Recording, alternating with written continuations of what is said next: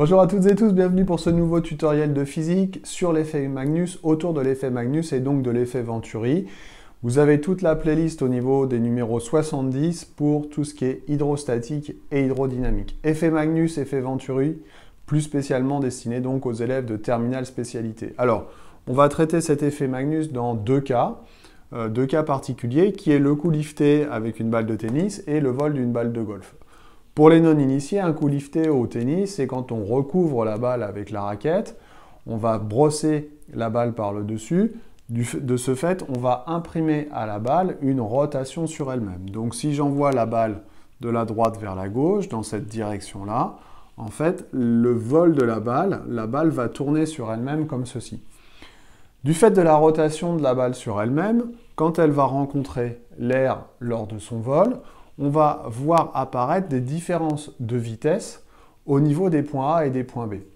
Au niveau du point A, comme la rotation de la balle est à l'encontre de l'air qu'elle rencontre, on va avoir ici une vitesse VA qui va être plus petite que la vitesse au point B. D'après l'effet Venturi qui est développé dans un autre tutoriel, si la vitesse au point A est plus petite que la vitesse au point B, alors la pression au point A va être plus grande que la pression au point B.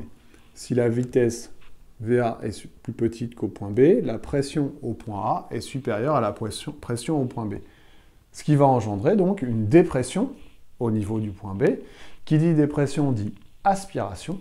Donc la balle va être, entre guillemets, aspirée vers le sol, ce qui fait qu'elle va avoir une trajectoire qui va être vraiment dirigée vers le sol. La balle va venir gicler vers le sol. C'est tout l'objectif d'un coup lifté, c'est que la balle retombe le plus rapidement possible. Dans le cas d'une balle de golf, quand on tape la balle de golf avec le club, on va prendre la balle par en dessous, ce qui fait que la balle, elle va tourner sur elle-même, mais dans le sens contraire de celui qu'on a défini avec le coup lifté. Elle va tourner dans ce sens-là, quand elle va être en vol. Si on fait le même raisonnement qu'au-dessus, on va donc avoir en bas une vitesse au point D qui va être plus petite que la vitesse au point C.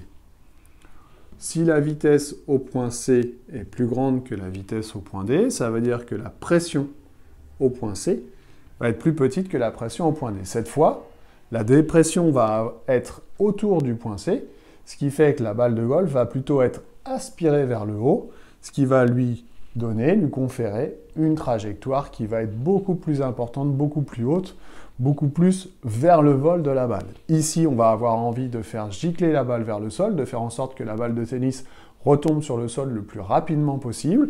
Dans le cas de la balle de golf, on va faire en sorte que le vol de la balle soit le plus long possible. Voilà, j'espère que j'ai été clair. Puis je vous dis à bientôt pour d'autres tutos. Bye bye.